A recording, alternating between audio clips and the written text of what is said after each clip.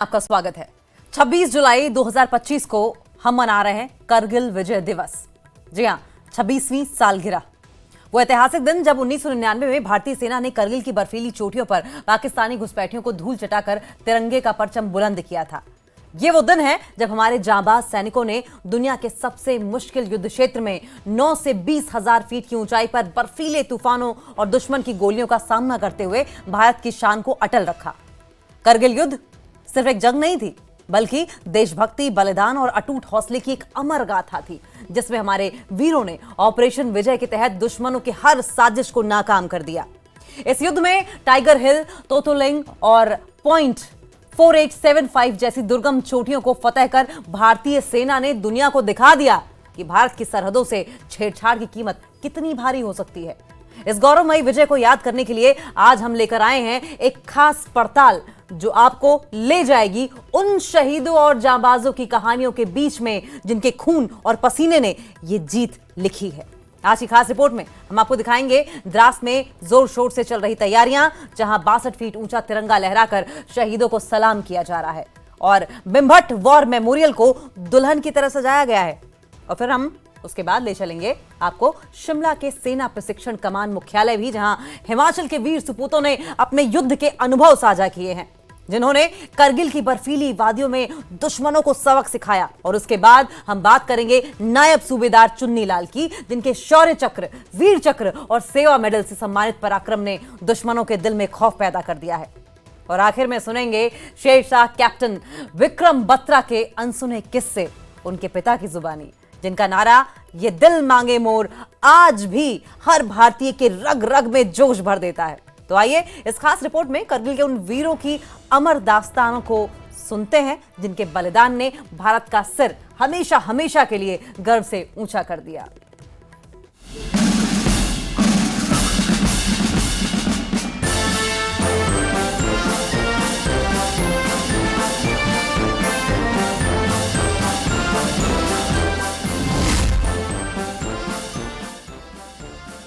करगिल विजय दिवस के 26 साल पूरे हो चुके हैं। 1999 में भारतीय सेना ने द्रास की बर्फीली चोटियों पर पाकिस्तानी घुसपैठियों को हराकर तिरंगे का परचम लहराया था।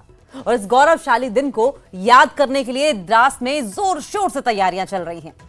62 फीट ऊंचा तिरंगा फहराया गया और बिम्भट वॉर मेमोरियल को दुल्हन की तरह सजाया गया था। क्या कुछ और हुआ था, इस खास रिपोर्ट में देखिए।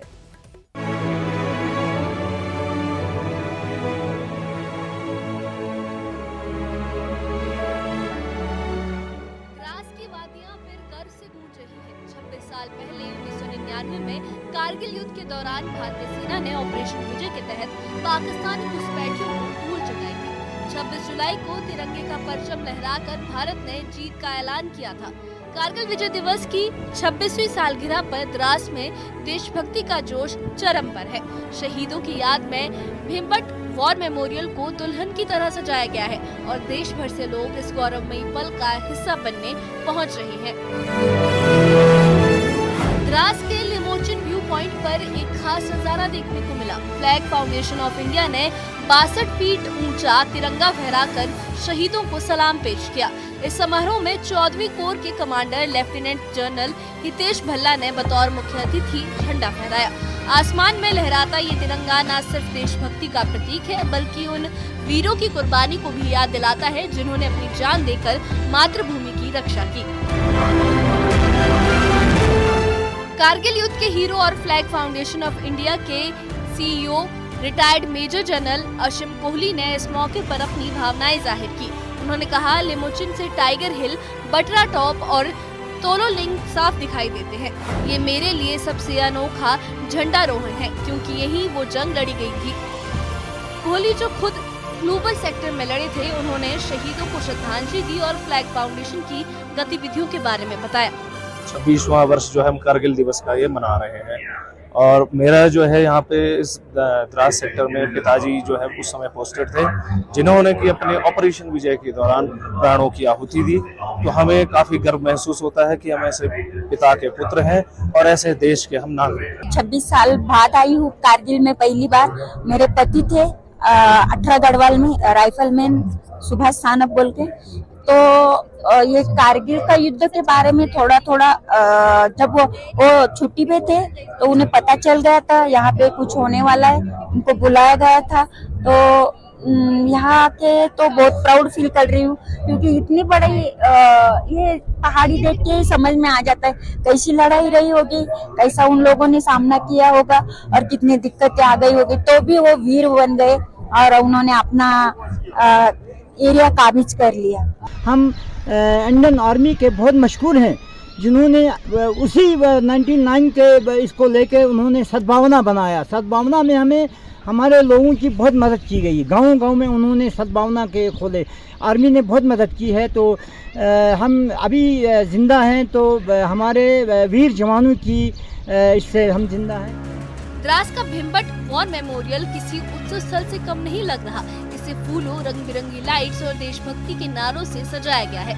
मेमोरियल के आसपास सुरक्षा के पुख्ता इंतजाम किए गए हैं। देश भर से आए शहीदों के परिजन, पर्यटक यहाँ पहुँच रहे हैं। मेमोरियल में रखे तोपखाने और शहीदों की तस्वीरें हर किसी के दिल को छू रही है। ये नजारा उन वीरों की गाथा को फिर से जिंदा कर रहा है।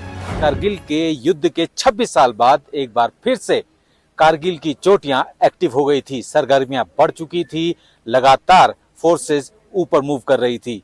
ये कहानी किसी बड़े जंग की नहीं है, ये उस जंग की कहानी है जो भारत ने लड़ी, जिसको नाम दिया गया ऑपरेशन सिंदूर, जो अब भी जारी है।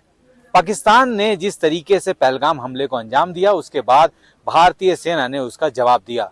6 और 7 मई की दरमियानी रात भारतीय सेना ने ऑपरेशन सिंदूर लॉन्च किया और उस ऑपरेशन सिंदूर के तहत 9 अलग अलग टारगेट्स को हिट किए गए, जिसमें से 2 टारगेट तो ऐसे थे जो कि मेन लैंड में थे पाकिस्तान के।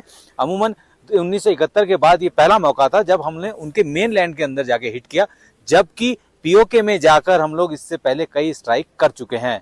और उसके बाद पाकिस्तान ने जिस तरीके से अपनी गतिविधियों को बढ़ाया, ये जो कारगिल की चोटियां हैं, ये जो द्रास की चोटियां हैं, यहाँ पे भी वो गतिविधियां नजर आई।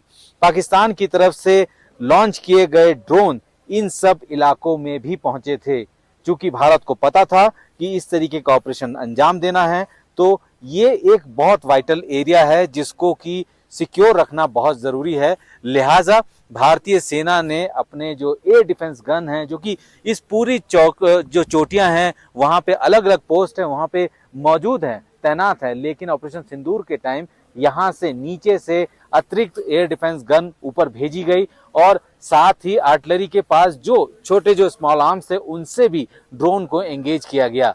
पाकिस्तान एक कोशिश कर रहा था कि किस तरीके से टेक्नोलॉजी के हिसाब से वो ऑपरेशन सिंदूर के टाइम जंग को आगे बढ़ा रहा है, किस तरीके से सैकड़ों ड्रोन आए, लेकिन कुछ ड्रोन इस इलाके में भी आए और उसके बाद भारतीय सेना ने उस ऑपरेशन के तहत, ऑपरेशन सिंदूर के तहत उन सारे के सारे ड्रोन्स को मार गिराया। कारगिल विजय दिवस के जश्न को कवर करने के लिए मीडिया कर्मियों का जमावड़ा द्रास में लग गया है। इसके लिए खास तौर पर एक मीडिया सेंटर भी बनाया गया है, जहां पत्रकार अपनी रिपोर्ट तैयार कर रहे हैं। द्रास के होमस्टे और होटल पर्यटकों और शहीदों के परिजनों से गुलजार है। स्थानीय लोग इस मौके को न सिर्फ शहीदों के सम्मान का अवसर मान रहे हैं, बल्कि वो प्रधानमंत्री नरेंद्र मोदी और गृह मंत्री अमित शाह का भी शुक्रिया अदा कर रहे हैं, जिनके नेतृत्व में द्रास को जिला बनाया गया। द्रास में विजय दिवस के मौके पर कई रंगारंग कार्यक्रमों की तैयारियां जोरों पर है। लिमोचिन पहाड़ी के टॉप पर एक खास समारोह शुरू हो चुका है, जहां से टाइगर हिल, तोतुलिंग, राइनो हिल्स और मुश्कोह घाटी का शानदार नजारा दिखता है। याक नृत्य और देशभक्ति गीतों की प्रस्तुति के साथ साथ देश भर के कलाकार राष्ट्रीय एकता का नृत्य पेश करेंगे। ये कार्यक्रम शहीदों को श्रद्धांजलि देने के साथ साथ देश की एकता को भी दर्शाएंगे। कारगिल विजय दिवस का मुख्य समारोह 26 जुलाई को होगा, जिसमें 3 केंद्रीय मंत्री भीमबट वॉर मेमोरियल पर शहीदों को पुष्प चक्र अर्पित करेंगे। भारतीय सेना ने 2 दिन के इस आयोजन के लिए हर इंतजाम कर लिया है। शहीदों के परिजनों का सम्मान और बीटिंग रिट्रीट समारोह भी आयोजित किया जाएगा। द्रास की जनता और सेना का कहना है कि ये दिन सिर्फ जीत का जश्न नहीं, बल्कि उन वीरों को याद करने का मौका है जिनके बलिदान ने देश को गौरवान्वित किया। एक जंग, कारगिल की जंग, उसने बहुत अच्छे तरीके से सीख दी और उसके बाद हमने हाई ऑल्टीट्यूड वॉरफेयर के क्षेत्र में बड़ी अपने आप को तेज किया। और यही वजह है कि जब 2020 में चाइना की तरफ से पूर्वी लद्दाख में जिस तरीके का हिमाकत की गई, उसको अगर हम लोग बड़ी तेजी से और बड़ी जल्दी में जो काउंटर कर सके, वो सिर्फ और सिर्फ उस जो 26 साल पहले कारगिल की जंग के दौरान जो हम लोगों को सीख मिली, उसी की वजह से वो संभव हो पाया। क्योंकि हम लोगों को इस बात का एहसास हो गया था कि कारगिल की चोटियों से जिस तरीके से हमने दुश्मनों को खदेड़ा था, इतनी लंबी जंग चली, अगर और ये जंग आने वाले समय में हाई ऑल्टीट्यूड एरिया में ही लड़ी जाएगी, क्योंकि दोनों दुश्मन हमारे साथ जो जुड़े हैं, चाइना और पाकिस्तान, वो इन्हीं सब इलाके से जुड़े हुए हैं। तो ऐसे में अपने आप को मजबूत करना बहुत ज़रूरी था। और सबसे खास बात यह है कि आत्मनिर्भर भारत की मुहिम में जिस तरीके से भारत ने अपने आप को आगे बढ़ाया, उसने भारतीय सेना को और ताकत दी है। कारगिल विजय दिवस का हर पल देशभक्ति और शहीदों के सम्मान से भरा हुआ है। द्रास की बर्फीली वादियां उन वीरों की गाथाएं सुना रही हैं, जिन्होंने अपनी जान देकर तिरंगे की शान बढ़ाई। 62 फीट ऊंचा तिरंगा, भिमबेटका वॉर मेमोरियल की सजावट और शहीदों के परिजनों की मौजूदगी इस जश्न को और खास बना रही है। 26 साल बाद भी कारगिल की जीत का जोश बरकरार है। ये विजय सिर्फ एक युद्ध की नहीं, बल्कि भारत के अटूट हौसले की कहानी है। Bureau report, news 18।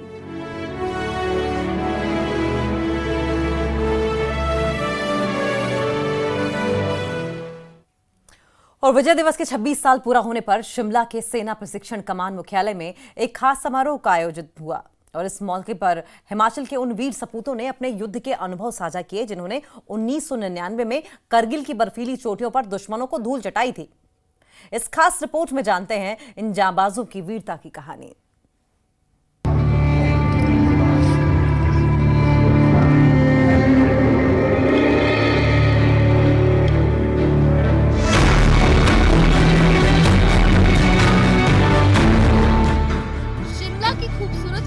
बसा सेना प्रशिक्षण कमान मुख्यालय कारगिल विजय दिवस के 26वें साल के जश्न में डूबा हुआ है।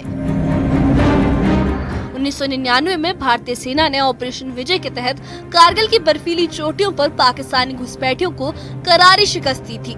इस ऐतिहासिक जीत को याद करने के लिए शिमला में एक भव्य समारोह आयोजित किया गया, जहां हिमाचल के उन वीर सपूतों को बुलाया गया, जिन्होंने अपनी जान जोखिम में डालकर मातृभूमि की रक्षा की। ये दिन उन शहीदों और जाबाजों को सलाम करने का दिन है। कारगिल युद्ध दुनिया के सबसे मुश्किल युद्ध क्षेत्रों में से एक था। बर्फ से ढकी ऊंची चोटियां, 9 से 20 हजार फीट की ऊंचाई और दुश्मन की बर्फीली गुफाओं में छिपकर किए गए हमले, इन सब के बीच भारतीय सेना ने अदम्य साहस दिखाया। इस युद्ध में हिमाचल के सपूतों ने भी अपनी वीरता की अमर गाथा लिखी। सिरमौर के नौराधार के दिलीप सिंह, जो 18 ग्रेनेडियर घातक दल के सदस्य थे, उन्होंने अपनी बहादुरी से दुश्मनों के छक्के छुड़ा दिए। उनकी वीरता की कहानी आज भी हर दिल में जोश भर देती है। 18 ग्रेनेडियर घातक दल के सेना मेडल विजेता दिलीप सिंह ने न्यूज़ 18 जेकेलेट से अपनी दिल दहला देने वाली कहानी साझा की। उन्होंने बताया, तोतोलिंग पहाड़ी पर घुसपैठियों और आतंकियों के होने की सूचना मिली थी। हमारा दल चोटी की ओर बढ़ रहा था, तभी दुश्मन ने ऊपर से फायरिंग शुरू कर दी। मेरी आंख में गोली लगी, आंख बाहर आ गई और विस्फोटक हमले में मेरा बायां बाजू शरीर से अलग हो गया। दिलीप ने 17 से 18 घंटे तक पत्थर के पीछे छिपकर मौत से जंग लड़ी, लेकिन हिम्मत नहीं हारी। इस साहस के लिए उन्हें सेना मेडल से सम्मानित किया गया। हम तो दो थे मेरे साथ, LMG-2 नरेश जी भी थे, इधर से बल्कि शिमला से ही थे, और मैं LMG-1 था। तो गोली तो वो तो सामने ही था, तोतोलिंग तो हम तो बड़े काफ़ी नज़दीक अटैक कर दिया था हमने, काफ़ी नज़दीक ही पहुँच के थे। तो हमारे बीच में काफ़ी नज़दीक से ये हो रही थी, तो मतलब ये दबे 50-25 के बीच में हमारी दूरी थी आपस में। हाथ कट के आँख चली गई। अच्छा, यहाँ से कितनी गोली लगी आपको? कितनी गोली लगी? अब गोली तो देखो यहाँ पर तो ब्रस्ट ही लग गया था सर, हाथ में LMG थी ना, यहाँ पर शायद हेड शूट, तो हाथ तो उसी समय बाहर लटक गई थी यहाँ पर, और बस यहाँ पर तो ये जबड़ा वगैरह टूटा हुआ है, प्लास्टिक सर्जरी है। अच्छा, तो ये तो यहाँ से गोली निकली थी। बस इनको तो हम हिम्मत देते थे, कुछ नहीं हुआ, बस हो गया। बस उस टाइम हमारा फील्ड पट्टी होती है, उस समय ऐसा भी था ना, नीचे स्ट्रेचर के ऊपर लाया हुआ, नीचे लाने का भी नहीं हिसाब किताब था। अब तो बहुत काफी हेलीकॉप्टर भी नहीं जाते थे वहाँ तक, नीचे आते थे। अब जैसे द्रास में हेलीकॉप्टर आया वहाँ से। दिलीप के साथी नायक दलजीत सिंह ने उस पल को याद करते हुए कहा, हमने तोलोलिंग चोटी से घुसपैठियों को खदेड़ने का आदेश मिला था। हम चोटी के 100 मीटर करीब पहुंचे थे, तभी दुश्मन ने फायरिंग शुरू कर दी। दिलीप की आंख में गोली लगी, उनका बाजू कट गया और जबड़ा टूट गया। फिर भी वो हिम्मत बनाए रखे और हमने उन्हें हौसला दिया। दिलजीत ने बताया कि पाकिस्तानी घुसपैठियों ने बर्फ की गुफाएं बनाकर छिपकर हमला किया था, लेकिन भारतीय सैनिकों ने उनकी हर साजिश को नाकाम कर दिया। इनको गोली लगी तो हमने इनको रेस्क्यू किया था पीछे, तो इन्होंने बहुत दम रखा उस टाइम। आम आदमी होता तो आज तक वो खत्म हो जाता है। ऑर्डर मिला, वहाँ पे चढ़े आप तोलोलिंग पे, तो ये टीम आगे गई चढ़ने के लिए। जैसे ही चढ़ने गई, तकरीबन 100 मीटर रहा होगा तोलोलिंग, और नीचे धुंध पड़ी हुई थी। उस टाइम ऊपर से फायर आया, जैसे ही धुंध हट गई, फायर आया तो ये आगे इनके पास एमएमजी मशीन LMG थी। इनको गोली लगी, आँख में लगी, बाजू में लगी, बाजू कटी हुई है, आँख नकली है इनकी। अच्छा, आपकी लेफ्ट एक आँख पे गोली, ये लेफ्ट है। अच्छा, इधर हाथ निकल गया था पहले। फिर कम से कम इनको आँख भी कट गया। कम से कम 17-18 घंटे वहाँ पे रहे ये। अगर कोई आम आदमी होता तो डेड हो जाता है। इन्हें 17-18 घंटे इनको नीचे लाने में लगे। जब वहाँ से रिफोर्समेंट गई, हम गए निकालने, इनको नीचे लाया, हेलीकॉप्टर में भेजा। आँखें वगैरह सारा इनका इतना ब्लड हो गया था। ये तो दिलदार बंदे हैं जो वहाँ तक टिके, नहीं तो 1-2 घंटे बाद ही आ। कारगिल युद्ध के अनुभव सिर्फ दिलीप तक सीमित नहीं है। शिमला एयरपोर्ट के पास के गांव के रहने वाले JNK राइफल के सूबेदार major honorary lieutenant captain Diwakar Dutt Sharma ने कहा कि कारगिल में हमने हर पल देश के लिए जिया, दुश्मन की हर चाल को हमने नाकाम किया। वहीं कसौली के सूबेदार मेजर यशपाल काशिफ ने बताया कि हमारा जज्बा इतना था कि बर्फीले तूफानों में भी हमने हार नहीं मानी। इन जाबाजों की कहानियां आज की युवा पीढ़ी के लिए प्रेरणा का स्रोत है। कारगिल ऑपरेशन एक वो पाकिस्तान की सोची समझी साजिश थी, जो कि उसने ये समझा था कि हम शायद अब भारत को धूल चटाएंगे, लेकिन वो उसका जो मतलब उसका सोचने का तरीका था वो उसका गलत निकला। उसको ये पता नहीं था कि भारत के पास कितनी शक्तियाँ हैं या कितने।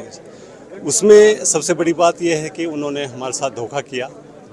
एक प्रोटोकॉल का उन्होंने हमारे जो प्रोटोकॉल होता है, प्रोटोकॉल के तहत उन्होंने हमारे साथ जो है धोखा करने के बाद उन्होंने ये सोचा था कि अब हम भारत को धूल चटाएंगे, लेकिन ऐसा उसके मंसूबे को हमने कामयाब नहीं होने दिया। तो खैर, एक तो वो बर्फीला इलाका है, चुनौतियाँ ही चुनौतियाँ हैं, सुबह शाम और दिन में भी, मतलब बर्फ़ है चारों तरफ, तो चुनौतियाँ ही हैं। और उसके बीच में अगर हमें बाहर काम करना तो सारी चुनौतियाँ ही हैं। लेकिन एक टीम का एक जोश होता है और एक स्ट्रेंथ होती है उसका, और दूसरे एक युद्ध का माहौल था, तो हम उसे चुनौतियाँ कोई मैंने नहीं रखी। शिमला के रहने वाले सेवानिवृत्त कर्नल रुपेंद्र परमार, जिन्होंने कारगिल में 2.5 साल से ज्यादा समय तक सेवाएं दी, उन्होंने कहा कि कारगिल दुनिया का सबसे मुश्किल युद्ध क्षेत्र है। यहाँ की पोस्ट 9 से 20,000 फीट की ऊंचाई पर है। सामान्य दिन भी यहाँ चुनौती से भरे होते हैं। उन्होंने आगे कहा कि ये युद्ध अचानक शुरू हुआ था, हमें तैयारी का समय नहीं मिला, फिर भी भारतीय सेना ने जिस तरह का प्रदर्शन दिया वो दुनिया की किसी भी सेना के लिए मिसाल है।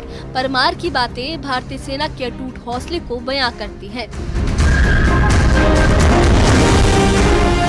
ये बहुत ही चैलेंजिंग टास्क था, जो मैं रियलाइज़ कर सकता हूँ कि हमारे जवानों ने एक बहुत ही बढ़िया काम किया है। हमारे ऑफिसर, JSCO, जवान सभी ने। और ये एक हिस्टोरिकल बैटल थी जिसमें कि हमने पाकिस्तान को पराजय किया और हिंदुस्तान को ये अपनी लैंड से पाकिस्तान को वापस उनकी ज़मीन पर भेजा। शिमला के सेना प्रशिक्षण कमान मुख्यालय में आयोजित इस समारोह में chief of staff lieutenant general DS Kushwaha ने सैनिकों और पूर्व सैनिकों को संबोधित किया। उन्होंने कहा, कारगिल विजय दिवस भारतीय सेना के युद्ध कौशल और जज्बे का प्रतीक है। ऑपरेशन विजय और ऑपरेशन सिंदूर ने दिखाया कि हमारी सेना हर चुनौती से पार पा सकती है। कुशवाहा ने सैनिकों की बहादुरी की सराहना की और इस दिन को देशभक्ति का उत्सव बताया।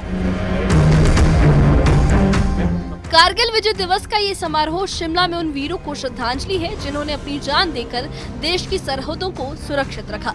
दिलीप सिंह, दिवाकर दत्त शर्मा, यशपाल काशिव और कर्नल परमार जैसे जाबाजों की कहानियां हमें याद दिलाती है कि हमारा तिरंगा आज भी उसी शान से लहरा रहा है।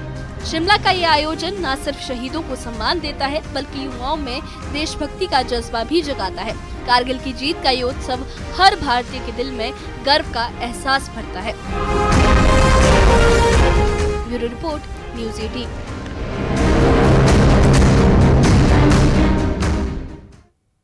तो करगिल विजय दिवस को 26 साल हो रहे हैं और इस मौके पर हम बात करेंगे एक ऐसे वीर सपूत की जिनका नाम सुनकर दुश्मन आज भी थर थर कांपते हैं। जी हां, हम बात कर रहे हैं नायब सूबेदार चुन्नी लाल की, जिन्होंने अपनी शहादत से देश की शान बढ़ाई। शौर्य चक्र, वीर चक्र और सेवा मेडल से सम्मानित इस जाबाज की गाथा आज भी हर भारतीय के दिल में बसती है। आइए इस खास रिपोर्ट में जानते हैं उनके पराक्रम और उनके परिवार की गर्व भरी कहानी।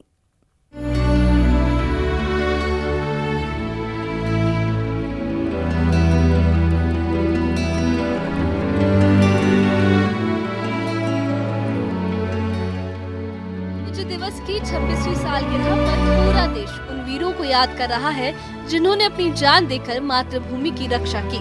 इनमें एक नाम है नायब सूबेदार चुन्नी लाल, जिनका शौर्य और पराक्रम आज भी दुश्मनों के दिल में खौफ पैदा करता है।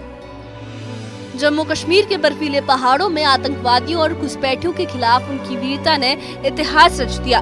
शौर्य चक्र, वीर चक्र और सेवा मेडल से सम्मानित चुन्नी लाल की शहादत देश के लिए एक मिसाल है। नायब सूबेदार चुन्नी लाल जम्मू कश्मीर में आतंकवाद के खिलाफ कई ऑपरेशनों का हिस्सा रहे। कारगिल युद्ध में उनकी अहम भूमिका ने भारतीय सेना की ताकत को दुनिया के सामने ला दिया। उन्होंने न सिर्फ पाकिस्तानी घुसपैठियों को करारा जवाब दिया बल्कि कई आतंकवादियों का सफाया भी किया। उनकी बहादुरी ने दुश्मनों को बता दिया कि भारत की सरहदों से छेड़छाड़ की कीमत कितनी भारी हो सकती है। चुन्नी लाल का हर ऑपरेशन देशभक्ति और साहस की एक नई कहानी लिख गया। नायब सूबेदार चुन्नी लाल की बहनें अनीता और किरण ने न्यूज़ 18 जेकेलेट से बात करते हुए नम आंखों के साथ अपने भाई को याद किया। उन्होंने कहा, हमारा भाई घर में हमेशा शांत और सौम्य रहता था। उसकी बहादुरी की कहानियां हमें उसके जाने के बाद पता चली। हमें उस पर गर्व है और ये गर्व हमेशा रहेगा। अनीता और किरण ने बताया कि चुन्नी लाल की शहादत ने उनके परिवार को दुख जरूर दिया, लेकिन उनकी वीरता की गाथा हर पल उन्हें गर्व का एहसास कराती है। कोई ऐसा वाकया बताएं, क्योंकि जिस तरह से आपको भी फख्र इस बात का है कि आप उनकी बहन हैं जिन्होंने देश के लिए शहादत दी। उन्होंने बड़े ये किया, हम तो बड़े ये मानते भैया को, वो हमारे लिए बड़े ये थे। क्या बताएं, अब 17 साल हो गए तो हमें ऐसे लगता कि अभी हुआ है। कमी रक्षाबंधन के दिन आती है, कमी तो बड़ी है लेकिन क्या कर सकते हैं। गर्व भी है हमें भैया पर कि हमारे भाई है। घर में जो है वो एक नॉर्मल तरीके से ही रहते थे और लेकिन दुश्मनों के लिए वो हमेशा से काल बन के ही टूटते थे। आप बताएं किस तरह से आप उनको याद करते हैं? हम भैया को बहुत प्राउड फील करके याद करते हैं, क्योंकि हमें इतना प्राउड होता है कि हम उनकी बहनें, जब हम अपना इंट्रोडक्शन देते हैं कि भला हम उनकी बहनें, तो हमें बहुत प्राउड फील होता है। हम मर जाएंगे तो हमें कौन पूछेगा, लेकिन उनको अमर है, वो अमर है। अभी भगत सिंह की किताब है ना, एक दिन हिस्ट्री उनके बारे में लिखी जाएगी।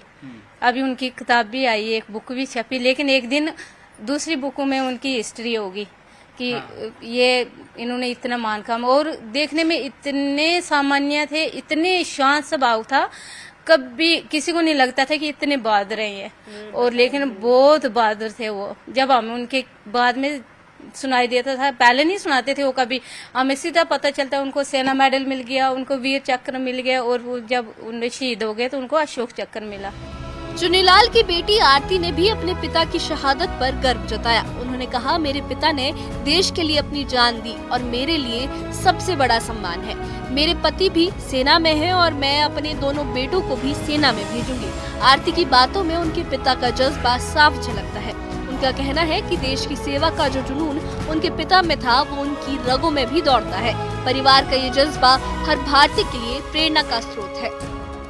प्राउड तो है, प्राउड पूरी इंडिया को है, पूरे गांव को है। जहां हम रहते हैं वहां पूरे गांव को उन पे प्राउड है और वहां के जो बच्चे हैं उनके लिए भी वो आगे इंस्पिरेशन बने हुए हैं और हमेशा ही रहेंगे। हम रहे नहीं रहे, उनका नाम हमेशा चलेगा, मतलब पीढ़ियों तक चलेगा। और बच्चे हैं जो वो उनके लिए इंस्पिरेशन छोड़ के गए हैं कि वो भी उनका नाम आगे बढ़ाएं और बहुत गर्व होता है। हमें तो बहुत गर्व होता है कि हम उनके डॉटर है। मेरे हस्बैंड भी आर्मी में ही है, मेरे भाई भी आर्मी में है और हमारे बच्चे हैं आगे, शायद वो भी आर्मी में ही जाए और अगर जाएंगे तो हम पीछे नहीं हटेंगे, हम उन्हें भेजेंगे। मेरे 2 लड़के हैं, अगर वो आर्मी में जाना चाहते हैं हम उन्हें भेजेंगे, हम पीछे नहीं हटेंगे। नायब सूबेदार चुनीलाल ने जम्मू कश्मीर में आतंकवाद के खिलाफ कई जोखिम भरे ऑपरेशनों में हिस्सा लिया। कारगिल युद्ध में उनकी रणनीति और साहस ने भारतीय सेना को नई ताकत दी। बर्फीली चोटियों पर छिपे दुश्मनों को खदेड़ने से लेकर आतंकवादियों का सफाया करने तक चुनीलाल ने हर मिशन में अपनी जान की परवाह किए बिना देश की रक्षा की।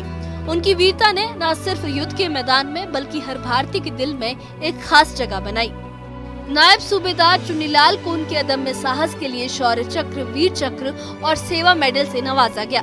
ये सम्मान उनकी उस बहादुरी का प्रतीक है जिसने कारगिल युद्ध में भारत की जीत को और गौरवमयी बनाया। उनकी शहादत ने न सिर्फ उनके परिवार बल्कि पूरे देश को गर्व का एहसास कराया।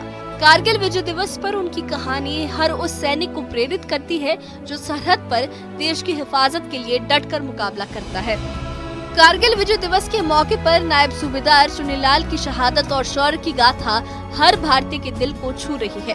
उनकी बहनें अनीता और किरण, उनकी बेटी आरती और उनका पूरा परिवार आज भी उनके बलिदान पर गर्व करता है।